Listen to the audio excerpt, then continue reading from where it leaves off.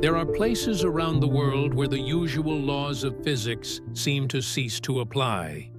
Here, people and technology disappear, time flows differently, and reality takes on the characteristics of a fantastical dream. Scientists call them anomalous zones, but local residents know the truth. They are portals to other dimensions. Over the past 100 years, more than 3,000 cases of unexplained disappearances have been recorded in such places, from the legendary Bermuda Triangle to Siberia's Valley of Death, from the Hessdalen lights in Norway to the mysteries of the Ural Mountains. We find evidence of the existence of another reality everywhere. What lies behind these phenomena? Quantum portals between parallel worlds? Breaches in the space-time continuum? Or something even more incredible?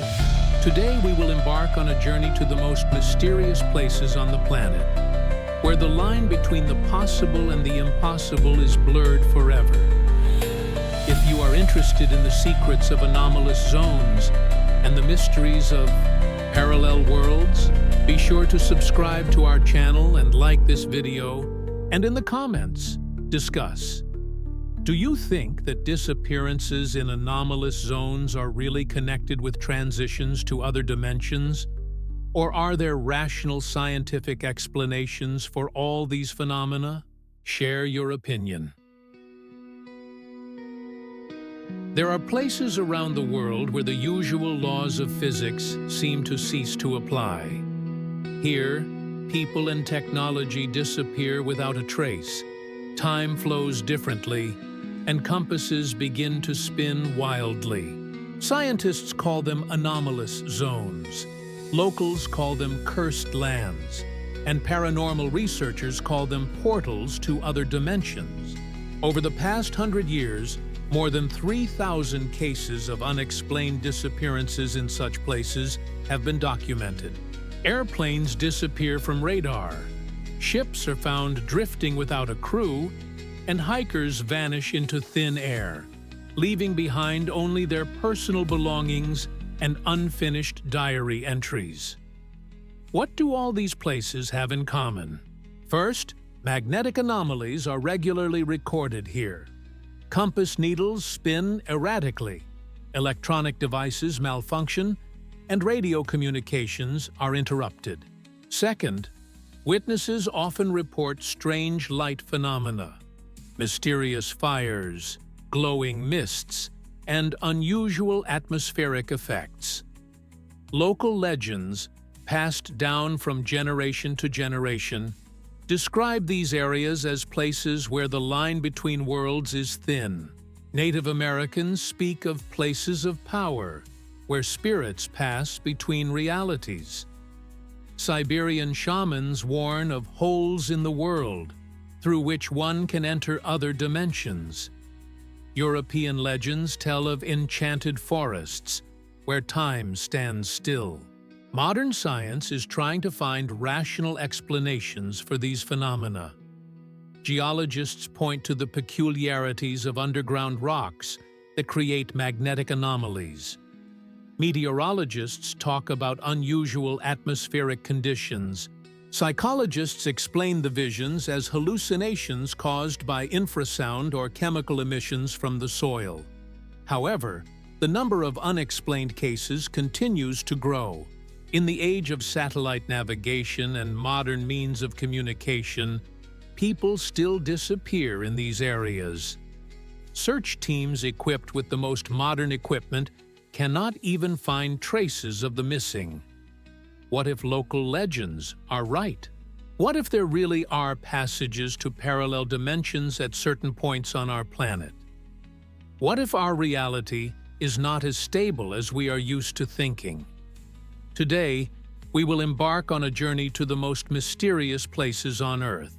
We will examine documented cases of disappearances, analyze scientific hypotheses, and try to understand what is really happening in these anomalous zones. Perhaps the answers to these questions will change our understanding of the world. When it comes to anomalous zones on our planet, the first thing that comes to mind for most people is the Bermuda Triangle. This area of the Atlantic Ocean between Florida, Bermuda, and Puerto Rico has become synonymous with mysterious disappearances and paranormal phenomena. The history of the Bermuda Triangle as an anomalous zone began on December 5, 1945. On that day, a squadron of 5 U.S. Navy Avenger torpedo bombers took off from Fort Lauderdale Air Base in Florida on a routine training mission. The group was led by experienced instructor Lieutenant Charles Taylor.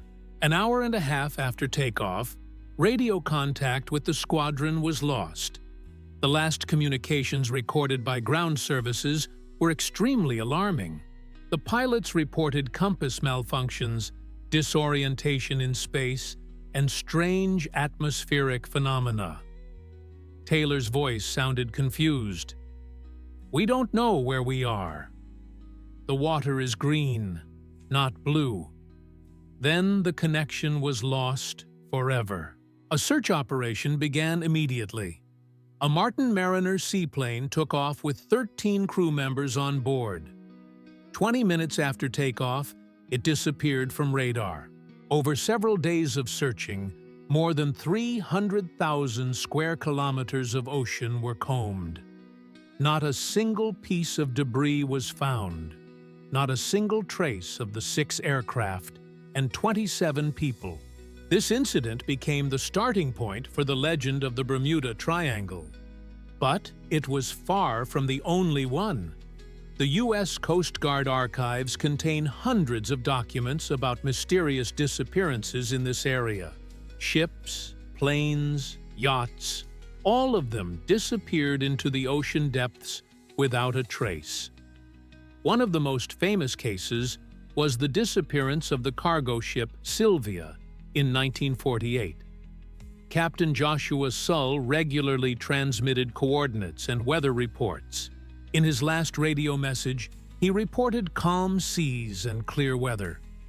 A few minutes later, the ship stopped responding to calls. Extensive searches yielded no results. No less mysterious was the story of the tanker Sea Sulphur in 1973. The ship, with a displacement of 39,000 tons, was sailing from Texas to Italy with a cargo of molten sulfur. The last radio signal was received on February 4th. No distress signals, no debris, no traces of oil slicks. The tanker and its entire crew seemed to have vanished into the ocean. Aviation incidents in the Triangle are no less mysterious. In 1991, a private Grumman Cougar aircraft flying from Nassau to Miami disappeared. The pilot regularly checked in, reporting that the flight was proceeding normally. Suddenly, radio contact was lost. Radars recorded how the plane's signal simply disappeared from the screens. Particularly intriguing are cases where ships were found drifting without a crew. In 1969, the Coast Guard discovered the yacht Sea Wave in perfect condition. There were half-drunk cups of coffee on the table in the cabin. Lunch was being prepared in the galley, and the owner's personal belongings were in their places. But the 4 crew members had disappeared without a trace.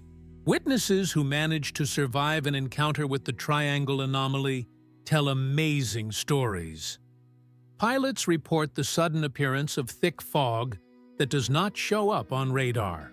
Sailors describe areas of the ocean where the water takes on an unusual green hue, and the waves move against the wind. In the waters of the Pacific Ocean, between the Japanese islands and the island of Guam, there is an area that local fishermen call Ma no Umi, the Devil's Sea. This area has gained international fame as the Dragon's Triangle, the Pacific counterpart of the Bermuda Triangle. Japanese chronicles have mentioned strange occurrences in these waters for over 1,000 years. Ancient manuscripts from the Heian dynasty described ships that set sail and never returned. Fishermen told of mysterious lights under the water, unusual currents, and areas of the ocean where fish refused to bite. The modern history of the Devil's Sea began in the post-war years. From 1948 to 1954, more than 10 large ships disappeared in this area. The case of the research vessel Kayo Maru No.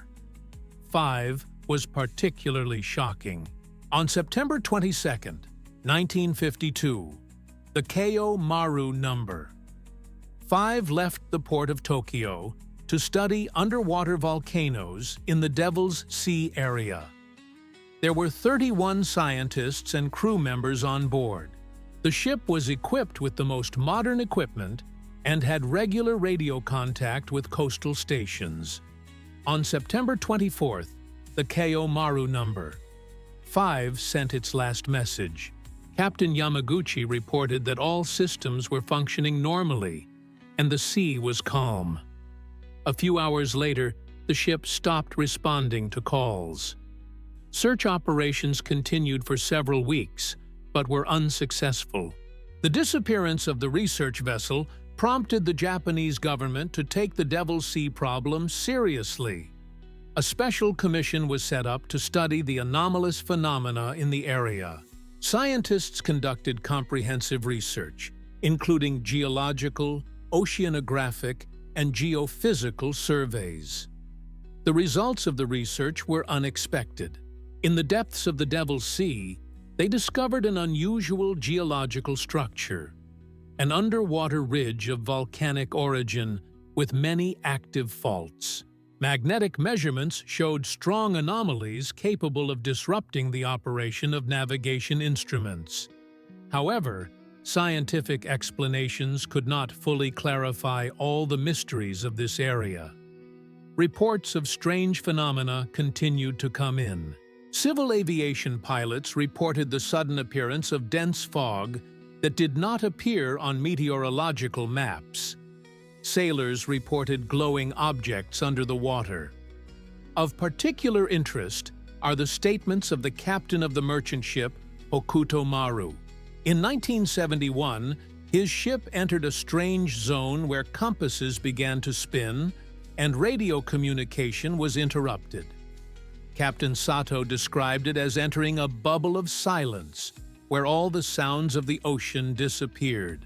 Fishermen from Iba Prefecture regularly report dead zones in the sea, areas where there are no fish or marine life at all. The water in these areas has an unusual dark green color, and the currents move in strange patterns. Modern satellite observations have confirmed the existence of persistent anomalies in the Devil's Sea area. Temperature maps show areas with atypical heat distribution, and infrared images capture mysterious structures at depth. Japanese ufologists consider the Dragon Triangle to be a place of activity for unidentified underwater objects. According to their data, USOS, unidentified submersible objects, are regularly observed here, which can move from the air to underwater. In 1992, the Japanese authorities officially recognized the Devil's Sea as a dangerous area for shipping. Ships were advised to avoid this area, especially during periods of increased seismic activity. In the dense forests of the Perm region, on the border with the Sverdlovsk region, lies one of the most mysterious anomalous zones in Russia, the Molebskaya anomalous zone. Local residents call this place the M Triangle, while paranormal researchers call it the gateway to other worlds. Molebka became famous in the late 1970s thanks to geologist Emil Fedorovich Bachurin. In the fall of 1978, he was conducting geological exploration work in the area. During one of his trips, Bachurin noticed a strange glow above the forest that was unlike lightning or the northern lights. Intrigued, the scientist decided to investigate the phenomenon in more detail. He determined that the anomalous phenomena were concentrated in a triangular area between the villages of Molebka, Kamenka, and the settlement of Centralny. The area of this zone is about 70 square kilometers. The first serious studies of Molebka began in the 1980s. A group of enthusiasts led by Bachurin organized expeditions to study the anomalous phenomena. The expedition participants recorded unusual light effects, strange sounds, and malfunctions of electronic equipment. One of the most famous cases occurred in the summer of 1984. A group of researchers from Sverdlovsk set up camp in the central part of the anomalous zone. At night, the expedition members observed a luminous object hovering over the camp at a height of about 50 meters. Witnesses described the object as a metal disc with a diameter of about 10 meters with a pulsating glow. The phenomenon lasted about 20 minutes, after which the object disappeared, as if dissolving into the air. All attempts to photograph the phenomenon were unsuccessful. The photographic film was overexposed. Regular expeditions to Molebka attracted the attention of scientists from various institutes. In 1987, specialists from the Institute of Earth Physics of the USSR Academy of Sciences conducted research here. They recorded serious magnetic anomalies and increased radiation levels at certain points in the area. Geological studies have shown that there is a complex system of faults in the Earth's crust beneath Molebka. These tectonic disturbances create conditions for various gases and radiation to escape from the bowels of the Earth. Perhaps this explains some of the observed phenomena. But not all of Molebka's phenomena can be explained by geological features. Visitors to the area regularly report encounters with mysterious creatures. Descriptions range from humanoid figures to strange animals, unlike any known species. The story of the Kuznetsov family from Yekaterinburg became particularly well known. In 1992, they went on a hike in the Molebka zone. On the second day of the hike, the youngest son of the family, 12-year-old Andrei, disappeared from the tent at night. The search continued for 3 days. The boy was found 15 kilometers from the camp, in a remote forest, where he could not have walked on his own in such a short time. Andrei claimed that he had spent time in another forest, where the trees were different and the sun did not shine as usual. According to him, he met strange people who spoke an incomprehensible language. The doctors who examined the boy found no signs of deception or mental disorder. Andrei sincerely believed in his story and was able to reproduce the details of the other world with remarkable accuracy. In the remote expanses of Yakutia, in the Vilyui River basin, lies one of the most mysterious areas on our planet. The local Evenki people call this place Yelyu Cherkech, the Valley of Death. Here, among the endless taiga and swamps, metal objects of unknown origin are hidden, which local legends associate with the underground world. The first written references to mysterious metal cauldrons in the Yakut taiga date back to the 19th century. Russian explorers and gold prospectors reported finding strange dome-shaped structures sticking out of the ground. These objects were made of an unknown metal that could not be processed with ordinary tools. Local legends say that the cauldrons are the remains of an underground city inhabited by evil spirits. The Evenks avoided these places, considering them cursed. According to them, people who spent the night near the metal objects fell ill with a strange disease and died within a few years. One of the most detailed descriptions of the Valley of Death was left by researcher Mikhail Petrovich Korotkevich, who visited there in 1933. He discovered 7 metal domes of various sizes, partially submerged in the permafrost.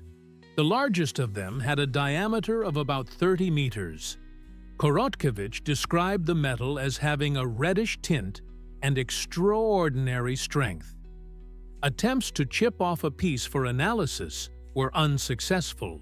The researcher also noted that the vegetation around the cauldrons was more lush than in the surrounding taiga, which indicated some source of heat.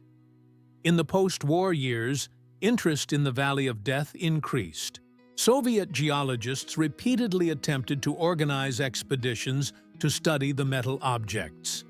However, most attempts ended in failure due to the extremely difficult terrain and mysterious circumstances. The 1961 expedition, led by geologist Vladimir Nikolaevich Demin, encountered inexplicable phenomena. The group members reported strange sounds coming from underground, similar to the work of powerful mechanisms. Electronic equipment malfunctioned, and compasses showed incorrect directions. Even more mysterious were the events of the 1974 expedition. The group, led by archaeologist Yuri Mikhailovich Mikhailov, discovered the entrance to an underground structure. According to the participants, they descended into rooms made of the same mysterious metal. The walls were covered with strange symbols that did not resemble any known writing system. Mikhailov made detailed sketches of the symbols he found, but shortly after returning from the expedition, he fell ill with radiation sickness. His diaries and photographs were confiscated by the state security services. The researcher himself died 2 years later, never having received permission to publish the results of the expedition. Modern research in Death Valley is complicated not only by the inaccessibility of the area, but also by the increased radiation background. Satellite images show areas with abnormally high soil temperatures, which may indicate underground energy sources. Some researchers hypothesize that the cauldrons are remnants of an ancient civilization or even extraterrestrial artifacts. Analysis of local legends shows that descriptions of metal objects have been passed down from generation to generation for many centuries. Yakut shamans say that the cauldrons serve as protection against iron birds that fly in from the sky. According to legend, when these birds approach the ground, the cauldrons emit fiery rays that destroy the intruders. Interestingly, descriptions of iron birds appeared in folklore long before the invention of airplanes. On April 26, 1986, a disaster occurred that forever changed our understanding of nuclear energy. The explosion of the fourth power unit of the Chernobyl nuclear power plant not only created an ecological disaster, but also gave rise to one of the most mysterious anomalous zones of modern times. The exclusion zone created around the destroyed reactor became a place where the usual laws of nature seemed to cease to apply. Radiation changed not only living nature, but also, according to eyewitnesses, the very structure of space and time. The first reports of strange phenomena in the zone appeared just a few months after the accident. Liquidators told of unusual light effects, strange sounds, and encounters with incomprehensible creatures. Many of these testimonies were long silenced by the official authorities. Colonel Boris Gromov, who headed one of the cleanup crews, left detailed records of the anomalous phenomena. In his diary, he described cases where radiometers showed 0 readings in areas with high levels of contamination, but suddenly went off the scale in clean areas. The readings of the time devices were particularly mysterious. The chronometers of different members of the group began to show different times, even though they had been synchronized before entering the zone. The difference could reach several hours in a single working day. Biologist Anna Sergeyevna Petrova, who studied the effect of radiation on the flora of the zone, encountered inexplicable phenomena. She discovered areas where plants exhibited properties that were biologically impossible. Trees grew in a spiral, leaves changed color depending on the time of day, and some plants glowed in the dark. In 1993, a group of physicists from Kiev University recorded abnormal magnetic fields in the area. The instruments showed sharp fluctuations in magnetic induction that did not correspond to any known natural phenomena. These anomalies were concentrated in the area of the Red Forest, a section where the trees acquired a reddish hue after irradiation. Paranormal researcher Igor Vladimirovich Ostretsov conducted several expeditions in the zone in the mid-1990s. He documented cases of ghostly figures of people in gas masks, strange sounds resembling the work of mechanisms, and areas where photographic film was exposed for no apparent reason. A case involving a group of stalkers, amateurs who enjoy illegal trips to the zone, became particularly well known. In 1997, 4 young people from Kiev went to the zone without permission. A week later, they were found in the city of Pripyat, in a state of deep shock. The group members described encounters with shadows of the past, ghostly figures of Pripyat residents who continued to live their normal lives, unaware of the disaster. According to them, they saw children playing in playgrounds and people rushing to work, even though the city had been evacuated more than 10 years earlier. Psychiatrists who examined the stalkers found no signs of mental disorders. All 4 gave consistent testimony that they had seen a parallel Pripyat where the disaster had not occurred. Modern studies of the zone using drones and remote sensors confirm the presence of unexplained anomalies. Infrared cameras detect areas with abnormal temperatures, and electromagnetic field meters register bursts of activity with no visible sources. Scientists have put forward various hypotheses to explain the phenomena in the Chernobyl zone. Some suggest that the intense radiation exposure created rifts in the space-time continuum. Others believe that the anomalies are related to the effect of radiation on quantum fields. In the remote lands of Utah, not far from the town of Ballard, there is a piece of land that has gained notoriety as Skinwalker Ranch. This place has become synonymous with paranormal activity in the United States and has attracted the attention of both serious researchers and mysticism enthusiasts. The ranch's name comes from Navajo legends about skinwalkers, shamans who are werewolves capable of taking the form of animals.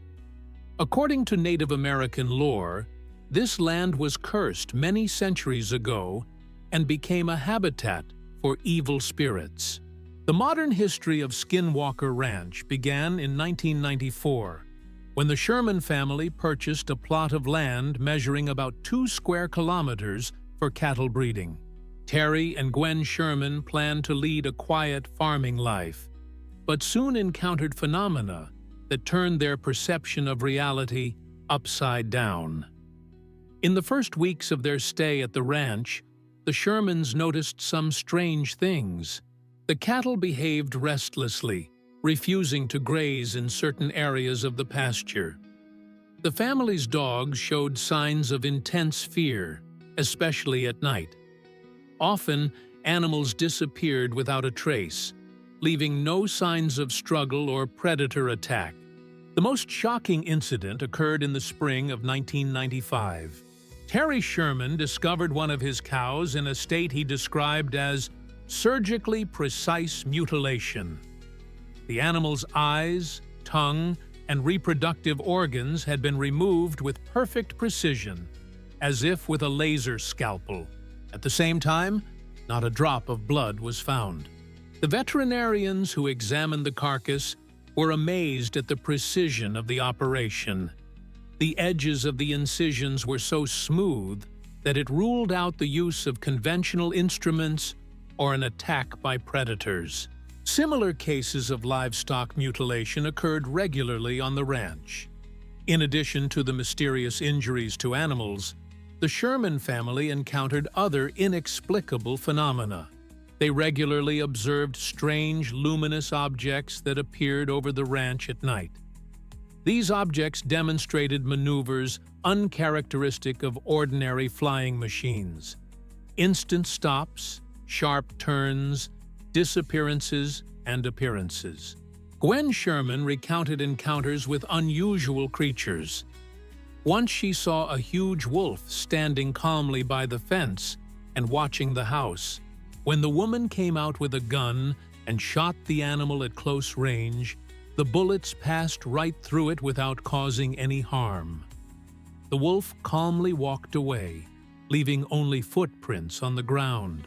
In 1996, the story of Skinwalker Ranch attracted the attention of journalists.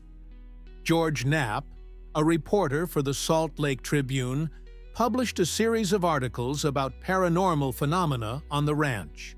The publications caused a wide public response and attracted the attention of researchers of anomalous phenomena. 2 years later, the Sherman family sold the ranch to billionaire Robert Bigelow, founder of the aerospace company Bigelow Aerospace.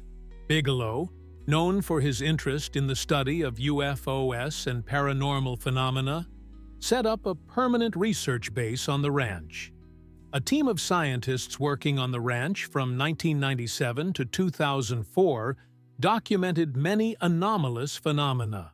The researchers used state-of-the-art equipment, including infrared cameras, electromagnetic radiation sensors, seismographs, and other instruments. Physicist Hal Puthoff, who led the research team, reported recording unexplained energy surges, magnetic anomalies, and infrared signatures that did not correspond to any known natural phenomena. The team also documented cases of equipment damage by unknown causes. For more than 40 years, the picturesque Hessdalen Valley in central Norway has been home to one of the most stable and well-documented phenomena of anomalous light phenomena on our planet. These mysterious lights have attracted the attention of scientists from around the world and have become the subject of one of the longest-running scientific studies of unexplained atmospheric phenomena.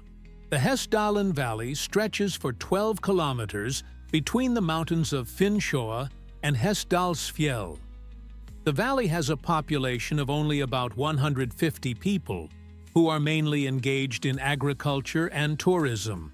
It was these few residents who first noticed the strange light phenomena in the early 1980s.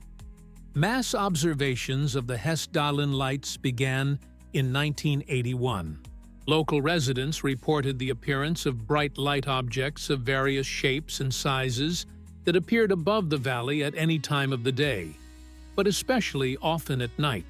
These lights demonstrated intelligent behavior.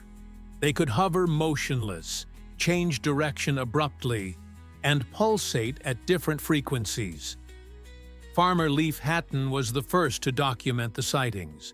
He kept a detailed diary of the lights' appearances, photographed them, and filmed them on video.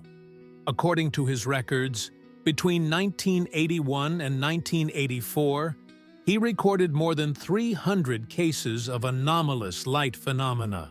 Reports from Hessdalen attracted the attention of Norwegian scientists.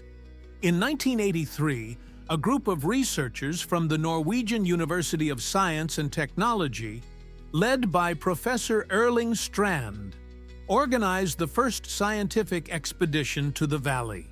The results of the study exceeded all expectations.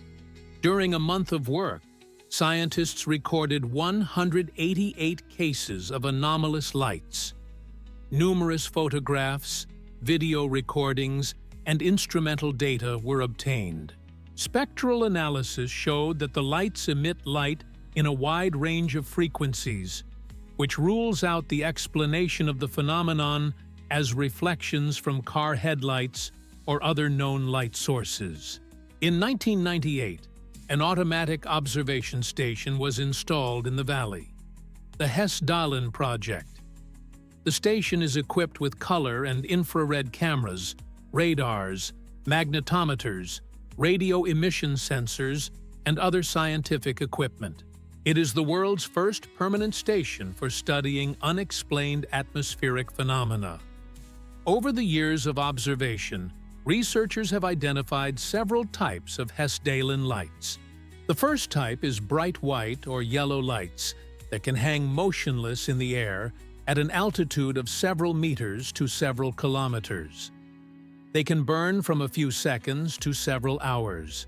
The second type is red lights that usually appear on mountaintops.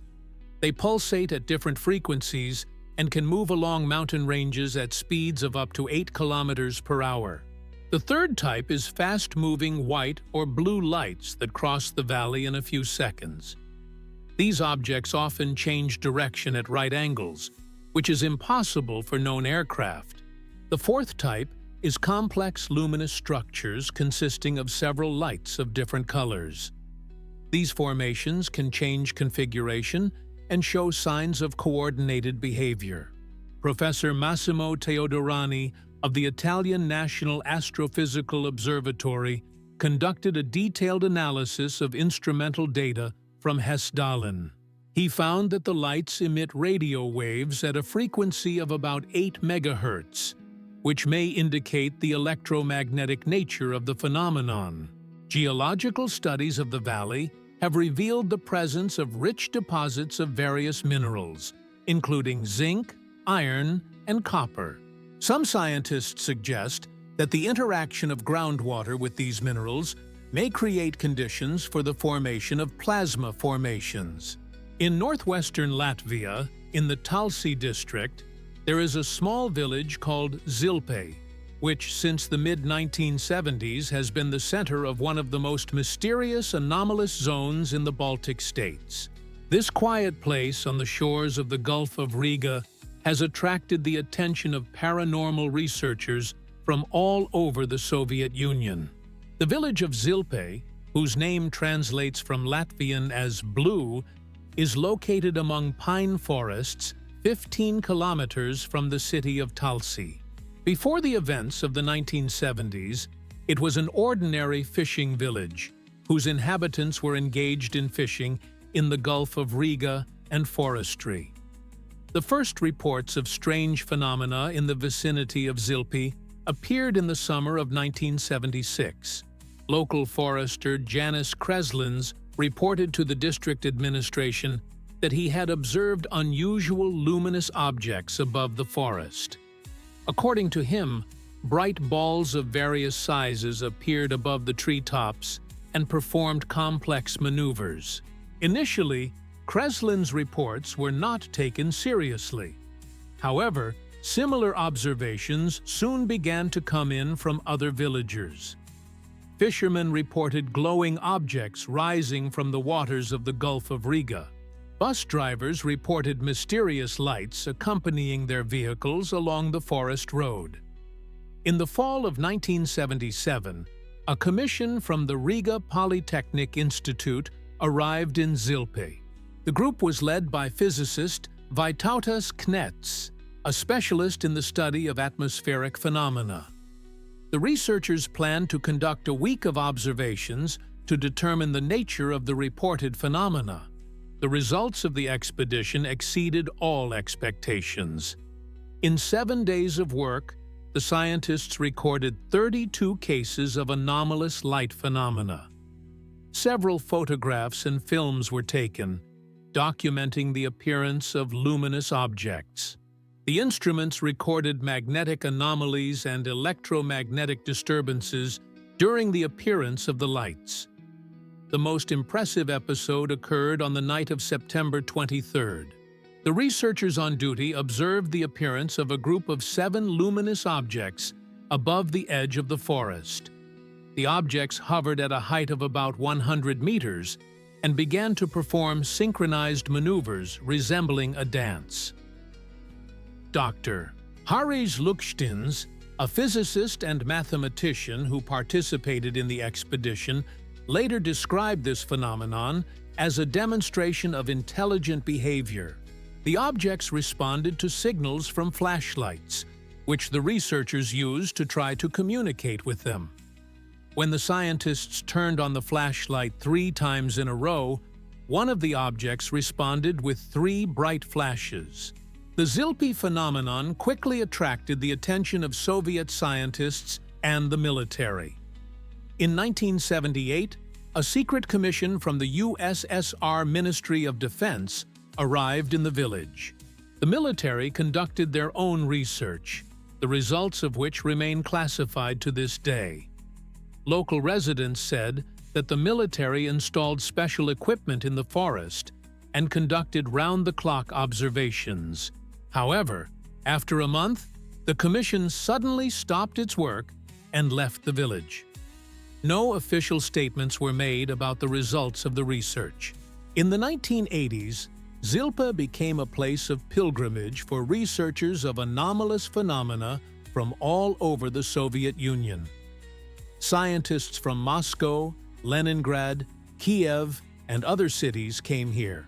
Many of them recorded unusual phenomena and left with the conviction that they had encountered something beyond the scope of modern science. Biologist Aldona Miezite from the University of Latvia discovered areas with abnormal vegetation growth in the vicinity of Zilpe. The trees in these areas grew in a spiral pattern, and some plants showed unusual mutations. Soil analysis revealed elevated levels of rare earth elements. Of particular interest were the observations of children from a local school. Teacher Biba Kalnina kept a diary in which she recorded her students' stories about encounters with glowing uncles. The children described tall beings in silver suits who appeared in the forest and watched the children play. Psychologist Guntis Schilteris, who studied the children's statements, concluded that they were not making up their stories. All the descriptions were consistent and contained details that the children could not have gleaned from books or films of the time. In 1985, an incident occurred that became one of the most famous in the history of Zilpe.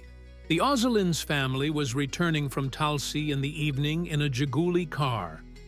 Suddenly, the engine stalled, and all the electrical appliances failed. A large luminous object appeared above the car. The driver, Arvids Ozolinsh, tried to start the car, but to no avail.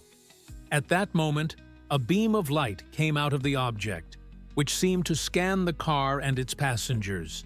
This continued for about 10 minutes, after which the object disappeared and the car started again. Medical examinations of the Ozolinsh family showed elevated levels of substances of unknown origin in their blood. Doctors were unable to explain the nature of these compounds and their effect on the human body. After Latvia regained its independence, research in Zilpi resumed. Modern Latvian scientists use the latest equipment to study anomalous phenomena. Satellite images show areas with unusual vegetation, and geophysical studies reveal magnetic anomalies. Today, Zilpi is a popular destination for tourists interested in paranormal phenomena.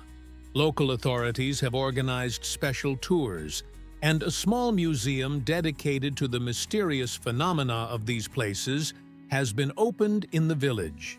In the remote Siberian taiga of the Irkutsk region, in the upper reaches of the Potoma River, lies one of the most mysterious geological formations in Russia, the Patum Crater. This place, which the local Evenki people call the nest of the fire eagle, remains a subject of debate among scientists and a source of numerous legends. The Patum Crater is a cone-shaped elevation about 40 meters high and 160 meters in diameter at its base. In the center of the cone is a funnel 10 meters deep. The entire structure is composed of fragmented limestone rocks, which immediately rules out the volcanic origin of the crater. The first scientific description of the crater was made by geologist Vadim Viktorovich Kolpakov in 1949. He was conducting geological surveys in the area on behalf of the Irkutsk Geological Administration. Upon discovering the strange formation, Kolpakov was struck by its unusual shape and the absence of vegetation on its slopes.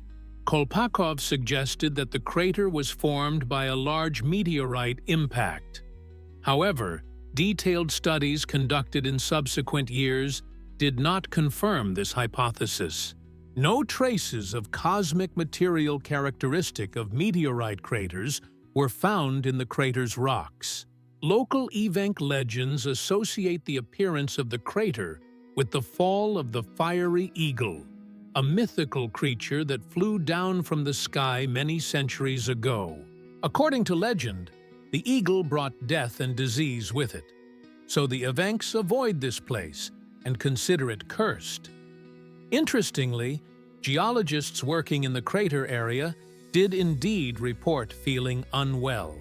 Many researchers complained of headaches, nausea, and general weakness. Measurements of background radiation did not show any exceedances of the norm, but the instruments recorded weak magnetic anomalies. In the 1970s, the crater was explored by an expedition from the Institute of Geology of the Siberian branch of the USSR Academy of Sciences. Geophysicist Evgeny Pavlovich Demin conducted a detailed study of the internal structure of the formation. The results were unexpected.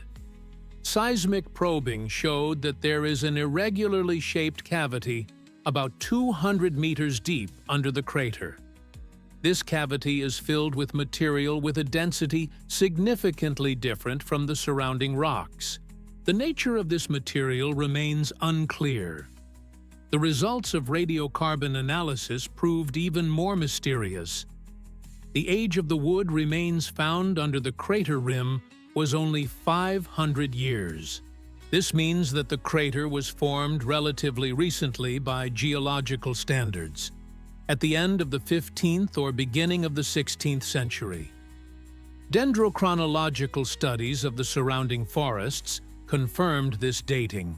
Analysis of tree rings showed that between 1490 and 1510, there was a significant disruption in vegetation growth in the area, possibly related to the formation of the crater. In the 1990s, the Potomsky crater attracted the attention of researchers of anomalous phenomena. Expeditions of enthusiasts reported observing unusual light effects in the crater area. Photographs taken with infrared imaging showed abnormal thermal radiation from the central part of the formation. In 1997, a group of Moscow physicists led by Igor Anatolyevich Melnikov conducted comprehensive measurements in the crater area. They recorded magnetic field anomalies, elevated levels of natural radioactivity, and strange fluctuations in the gravitational field. The time measurements were particularly intriguing. High-precision atomic clocks, synchronized before the expedition, showed different times after staying in the crater area. The difference reached several seconds, which cannot be explained by instrument errors. Modern satellite images of the Patum crater show its slopes gradually becoming overgrown with vegetation. However, the central funnel remains virtually devoid of plants, indicating the continuing influence of unknown factors. The phenomena of anomalous zones and unexplained disappearances of people and equipment have attracted the attention of scientists of various specialties for more than a century. During this time, many hypotheses have been put forward, attempting to explain the nature of these mysterious phenomena from the standpoint of modern science. One of the first serious attempts at a scientific explanation of anomalous zones was the geomagnetic hypothesis proposed by Soviet geophysicist Alexander Dmitriev in the 1960s. According to this theory, there are areas with anomalous magnetic fields at certain points on the Earth's surface. Dmitriev suggested that strong magnetic anomalies could disrupt the operation of navigation devices, cause disorientation in humans and animals, and affect the functioning of electronic systems. This hypothesis explained many cases of technical failures in anomalous zones, but could not clarify the physical disappearances of objects. The geomagnetic theory was further developed by the geological fault hypothesis put forward by American geologist Paul Diver in the 1970s. He noted that many anomalous zones are located in areas of tectonic activity, above faults in the Earth's crust, near volcanoes, or in seismically active regions. Diver suggested that the movements of the Earth's crust in these areas create special geophysical conditions.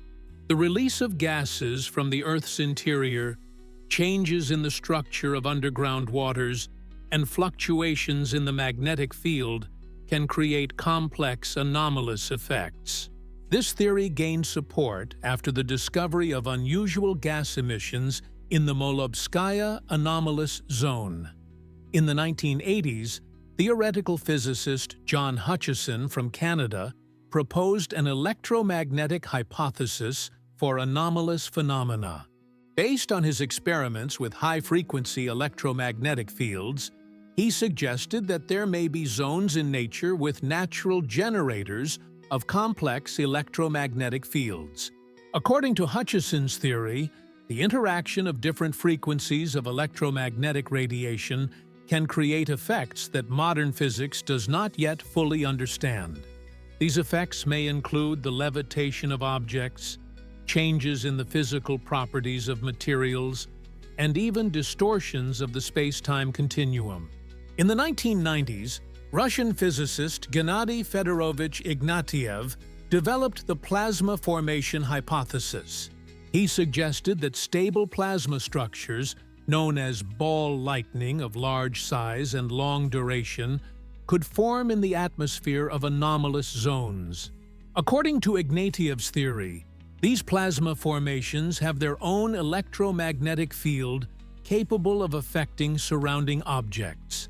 They can create optical illusions, disrupt the operation of instruments, and even have a direct physical effect on material bodies. The quantum mechanical hypothesis of anomalous zones was proposed by American theoretical physicist Hal Puthoff in the early 2000s. Based on the principles of quantum physics, he suggested that under certain conditions, areas with altered quantum characteristics of space may arise.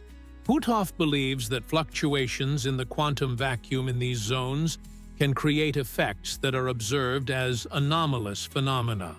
Changes in the structure of space-time at the quantum level can affect macroscopic objects, creating the illusion of a violation of physical laws.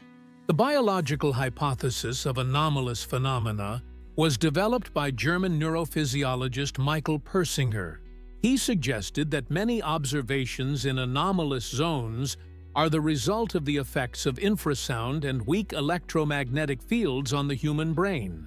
Persinger's research has shown that exposure to certain frequencies can cause hallucinations, a feeling of the presence of invisible beings, and other psychic effects.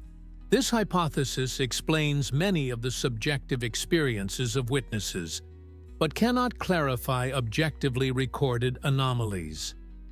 Modern quantum physics reveals an amazing picture of reality that in many ways contradicts our everyday experience. The principles of quantum mechanics, confirmed by numerous experiments, suggest the existence of phenomena that can explain the phenomena of anomalous zones and mysterious disappearances. One of the fundamental principles of quantum mechanics is the principle of superposition, according to which a quantum particle can be in several states at the same time. This principle formed the basis of the many worlds interpretation of quantum mechanics, proposed by American physicist Hugh Everett III in 1957. According to Everett's interpretation, each quantum event leads to the splitting of the universe into many parallel worlds. each of which realizes one of the possible outcomes. Thus, there are an infinite number of parallel universes in which history develops differently. Russian theoretical physicist Mikhail Borisovich Mensky developed this idea in his concept of an extended interpretation of Everett's theory. He suggested that under certain conditions, the boundaries between parallel worlds can become permeable, allowing objects and even people to move from one reality to another. According to Mensky's theory, such transitions can occur in places where quantum effects manifest themselves on a macroscopic level. This may be due to special geophysical conditions, strong electromagnetic fields, or other factors that amplify quantum fluctuations. American physicist John Wheeler proposed the concept of quantum foam, a hypothetical structure of space-time on the Planck scale. According to this theory, at extremely small distances, space-time has a foam-like structure, with constantly appearing and disappearing microscopic wormholes. Wheeler suggested that under certain conditions, these microscopic disturbances in the space-time continuum could amplify to macroscopic sizes. Such macroscopic wormholes could theoretically serve as passages between different regions of space-time or even between parallel universes. String theory, one of the most promising concepts in modern physics, also suggests the existence of additional dimensions of space. According to this theory, the three spatial dimensions we observe are only part of a more complex multidimensional structure of reality. Theoretical physicist Lisa Randall of Harvard University has suggested that at certain points in space, membranes of different dimensions may touch or intersect. In such places, anomalous phenomena may be observed, associated with the leakage of effects from other dimensions into our three-dimensional world. Experimental research in quantum physics also provides intriguing data. The effect of quantum entanglement, in which particles remain connected regardless of the distance between them, demonstrates that space and time are not absolute barriers to the transmission of information. Quantum teleportation experiments, successfully conducted in various laboratories around the world, demonstrate the possibility of instantaneous transmission of the quantum state of a particle over significant distances. Although these experiments are currently limited to microscopic objects, they demonstrate the fundamental possibility of such phenomena. Russian physicist Arkady Borisovich Migdal proposed the concept of phase transitions of space, according to which, under certain conditions, local regions of space-time can change their physical properties. These changes can create pockets with different laws of physics. American cosmologist Alan Guth, author of the theory of cosmic inflation, suggested that stable regions with different physical constants could have formed in the early universe. Some of these regions could have survived to this day in the form of local anomalies in space-time. Quantum field theory predicts the existence of virtual particles that are constantly being created and disappearing in a vacuum. In strong fields, these virtual particles can become real, creating effects that classical physics cannot explain. Over many years of studying anomalous zones, a wealth of eyewitness accounts has been collected from people who have experienced inexplicable phenomena. These stories, despite their subjective nature, provide a unique opportunity to understand the nature of anomalous phenomena from the perspective of human perception. One of the most thoroughly documented cases is the story of Charles Hickson and Calvin Parker, which took place on October 11, 1973, in the Pascagoula area of Mississippi. Both men were fishing on the Pascagoula River when they witnessed the appearance of a mysterious object. According to Hickson, an oval-shaped, silver-colored object about the size of a bus appeared above the river. The object emitted a bluish light and made a faint humming sound. Suddenly, 3 creatures emerged from the object and somehow transported both fishermen inside. Hickson described the creatures as humanoid, but with gray, wrinkled skin and unusual limbs.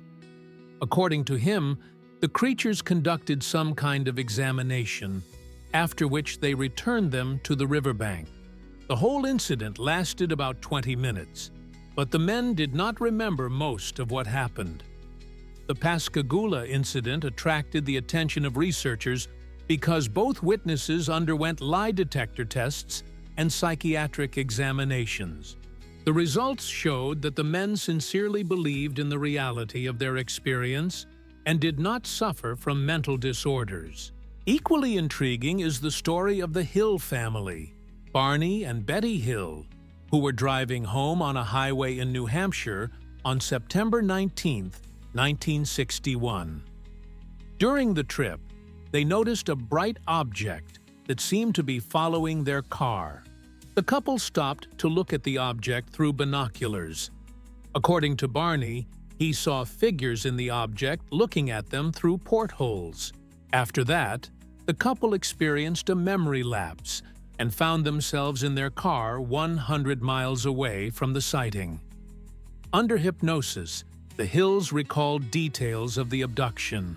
They described the medical procedures they were subjected to and showed a map of the starry sky that their abductors allegedly showed them.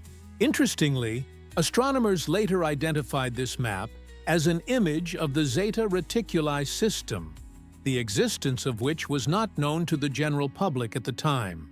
A Russian case that gained widespread notoriety occurred with geologist Sergei Vladimirovich Kabanov in 1987 in the area of the Tunguska phenomenon.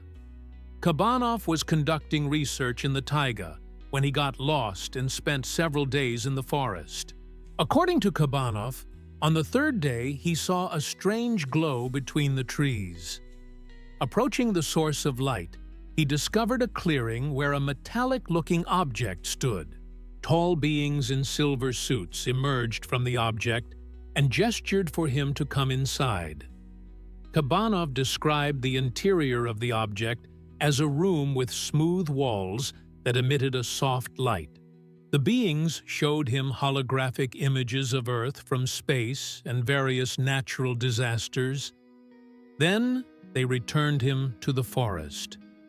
His stay in the object seemed to last only a few hours, but upon his return, he discovered that 3 days had passed. The Mendez family from Brazil had an unusual experience in 1994 while traveling through the countryside. Their car suddenly stalled in the middle of a field, where a large glowing object appeared. The entire family was transported inside the object, where they spent several hours. Antonio Mendez, the head of the family, recounted meeting beings who communicated telepathically. They showed him images of the future of Earth and warned of environmental disasters.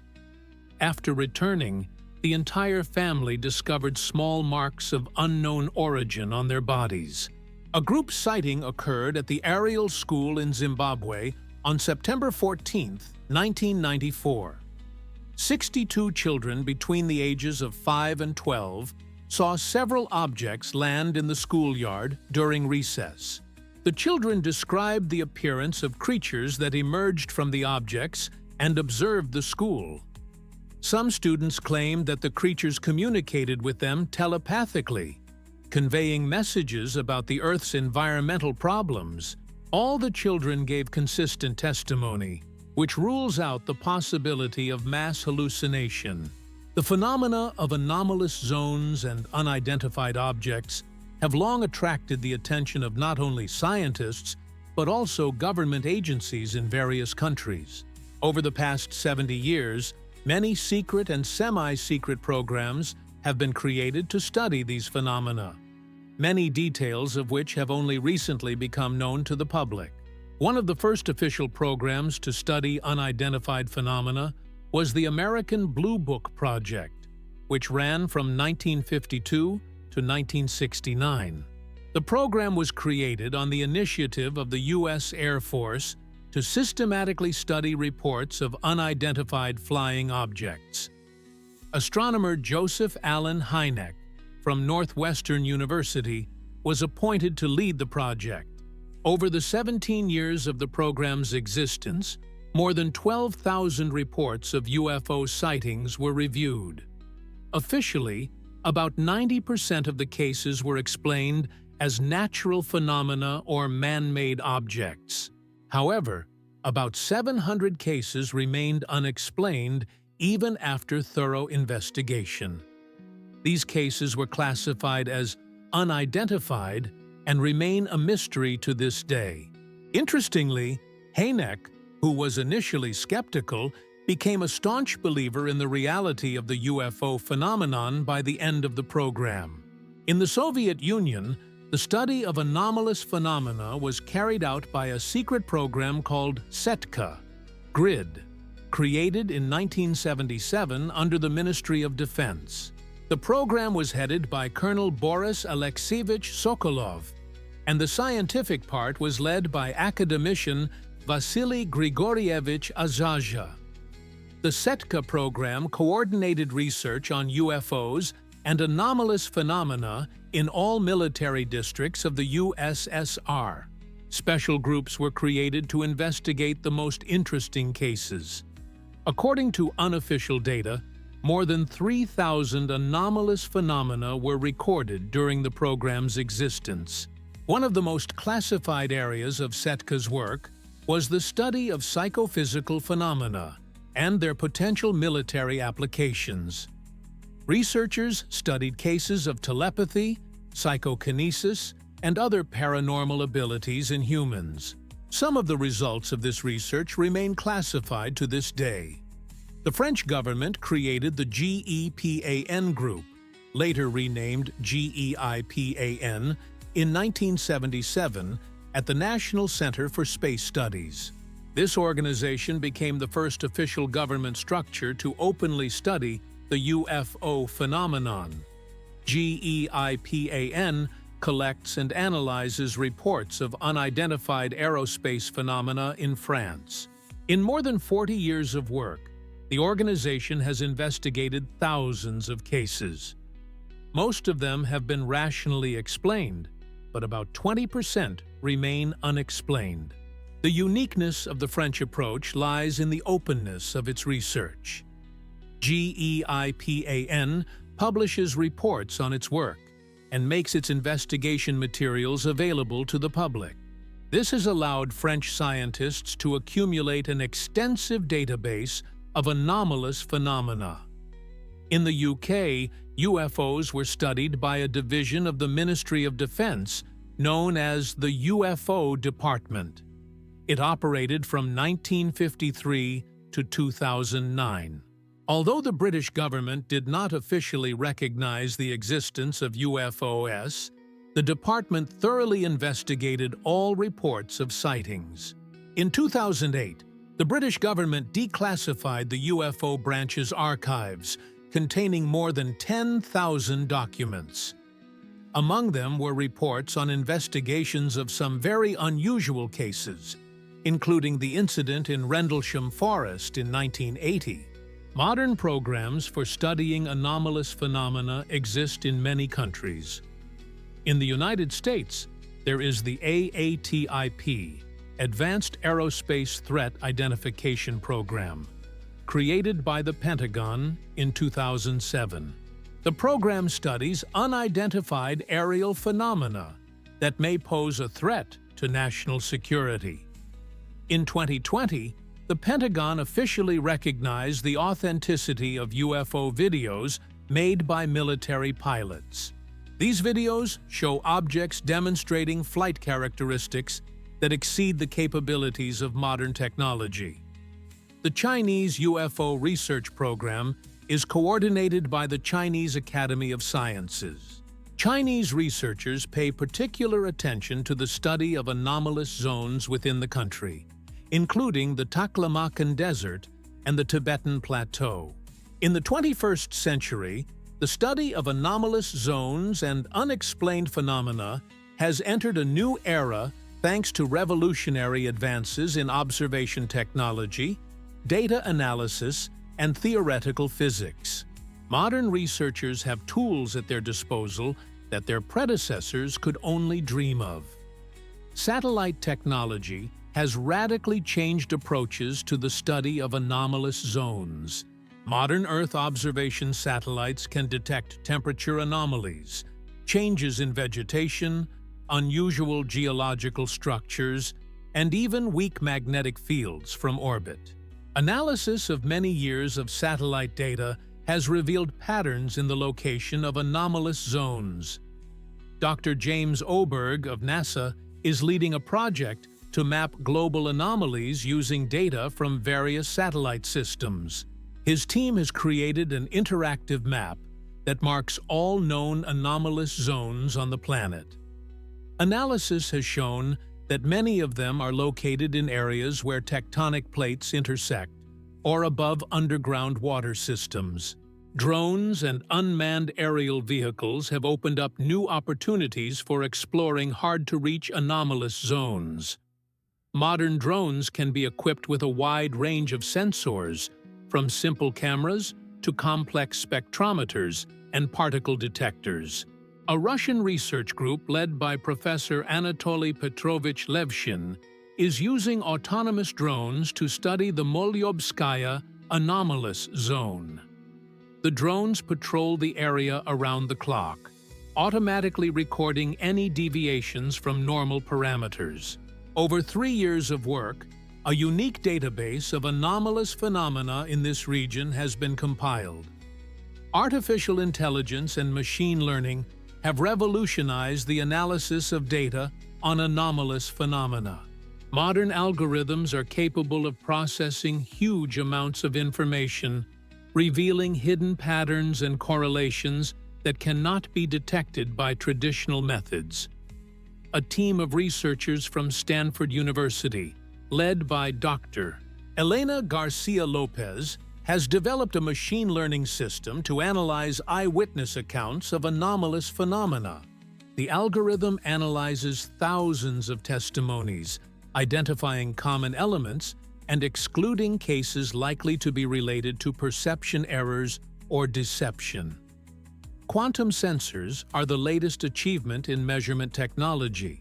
These devices use quantum effects to detect the slightest changes in magnetic fields, gravity, and other physical parameters. Their sensitivity is millions of times greater than that of traditional instruments. A group of physicists from the University of Vienna, led by Professor Anton Zeilinger, installed quantum magnetometers in the Hessdalen area of Norway. These devices record magnetic field fluctuations with unprecedented accuracy, allowing researchers to study the connection between geomagnetic anomalies and the appearance of mysterious lights. Neurotechnology opens up new perspectives for studying the psychological aspects of anomalous phenomena. Modern brain scanning devices allow real-time observation of the neural activity of people experiencing unusual sensations in anomalous zones. Dr. Michael Raduga of the Institute for Consciousness Studies has developed a portable EEG system to study changes in the brain activity of visitors to anomalous zones. Preliminary results show specific patterns of neural activity that are observed in many people in these places. Virtual and augmented reality technologies allow the creation of accurate models of anomalous zones and the conduct of virtual research. Researchers can visit dangerous or inaccessible places without putting themselves at risk. The international collaboration CERN has adapted some of the technologies used in elementary particle experiments to study anomalous phenomena. High-energy particle detectors installed in several anomalous zones search for signs of exotic particles or unknown types of radiation. Blockchain technologies are used to create distributed databases of anomalous phenomena. Such a system ensures transparency and reliability of information, eliminating the possibility of data falsification. Genetic research allows us to study the impact of anomalous zones on living organisms at the molecular level. Analysis of the DNA of plants and animals from anomalous areas reveals specific mutations that may indicate the influence of unknown factors.